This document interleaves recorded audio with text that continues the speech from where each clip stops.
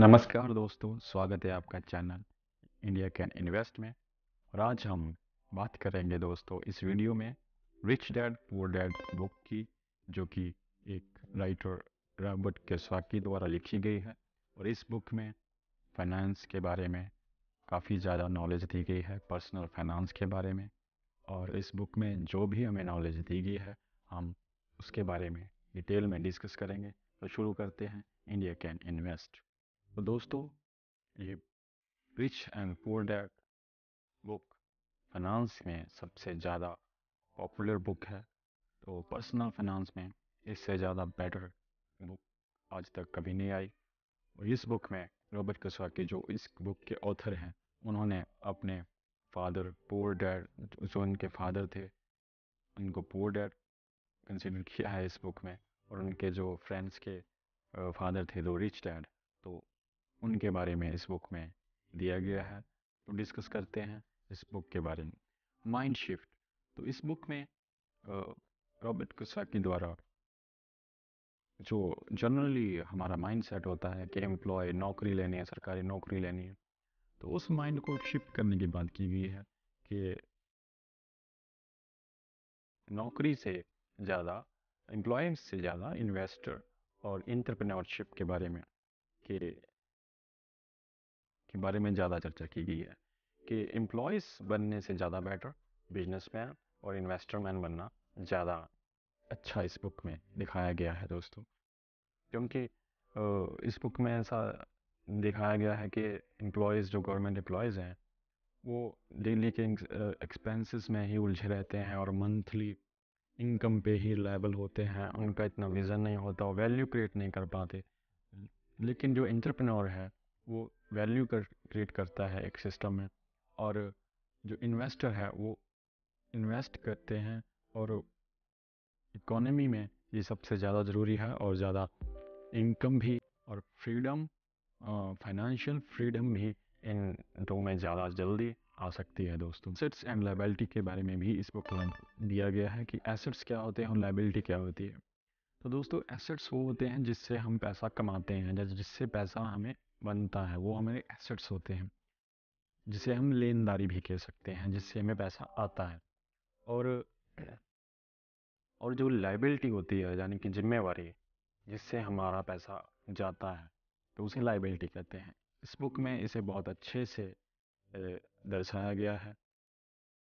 आपको मैं एग्जांपल्स देता हूँ कि एसेट्स क्या होते हैं, जैसे stocks, FD, RD, mutual funds, rental income, या हमें किसी से भी इनकम आ रही है तो उसे हम एसेट्स कहेंगे, जिससे पैसा आ रहा है। और लाइबिलिटीज़ जैसे home loan, car loan, credit card loan, और किसी भी तरह की देनदारी जिससे हमें पैसा उधार लिया है, वो भी इसमें कंसिडर करेंगे।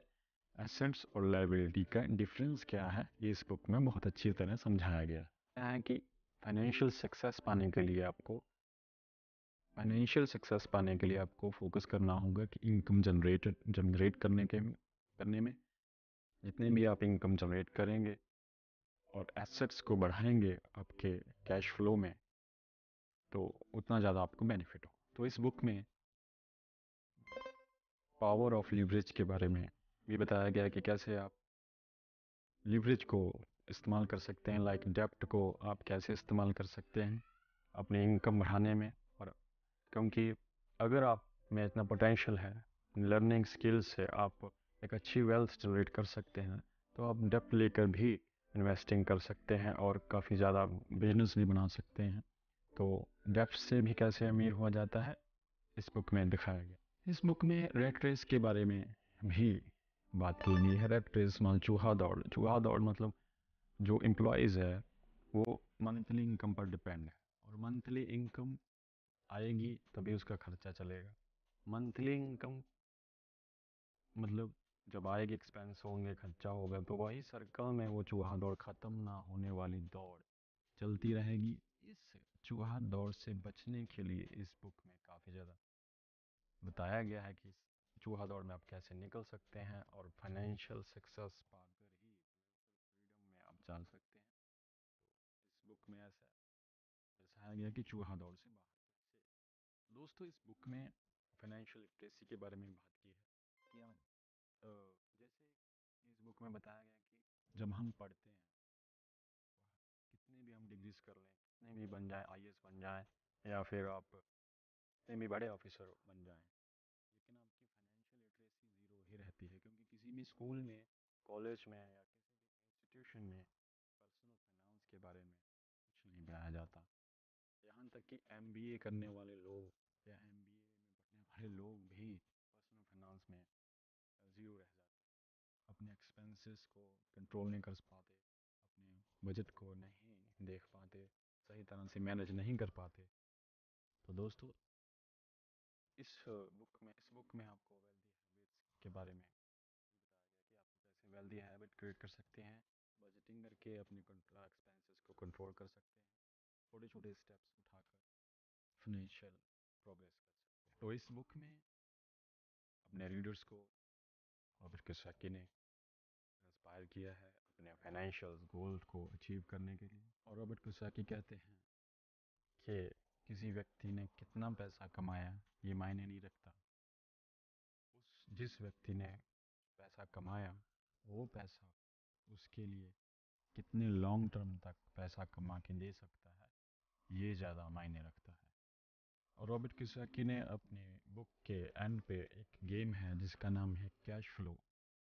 तो वो कैश फ्लो की गेम आप गूगल प्ले स्टोर पे डाउनलोड कर सकते हैं और अपने बच्चों को भी वो गेम खेलने के लिए दे सकते हैं, और आप भी खेल सकते हैं, जिससे आपको इस कैश फ्लो की पूरी नॉलेज आ जाएगी। एसेट लायबिलिटी क्या होती है, सब उस गेम में आप सीख सकते हैं। तो मैं चाहूँगा कि आप डाउनलोड करें, जिसका लिंक मैं डिस्क्रिप्शन में भी दे दूँगा। और आपको बता दूँ कि यूएस में रॉबर्ट कियोसाकी की बुक है, जैसे हम लूडो खेलते हैं ऐसे मंगवा के खेल सकते हैं, और वो ज़्यादा काफ़ी पॉपुलर है यूएस में। तो रॉबर्ट कियोसाकी की rich and poor dad book पहले तो आप मंगवा कर ये पढ़िए, और ऑडियो बुक भी सुन सकते हैं। तो ये पर्सनल फाइनेंस में जो सीखना चाहते हैं, जो इंटरेस्टेड हैं, ये बुक को पढ़ सकते हैं, सुन सकते हैं। अगर आपको ये वीडियो अच्छा लगा, आप अपने दोस्तों के साथ शेयर कर सकते हैं, और इस वीडियो को ज़्यादा से ज़्यादा लाइक करें, शेयर करें और सब्सक्राइब करें।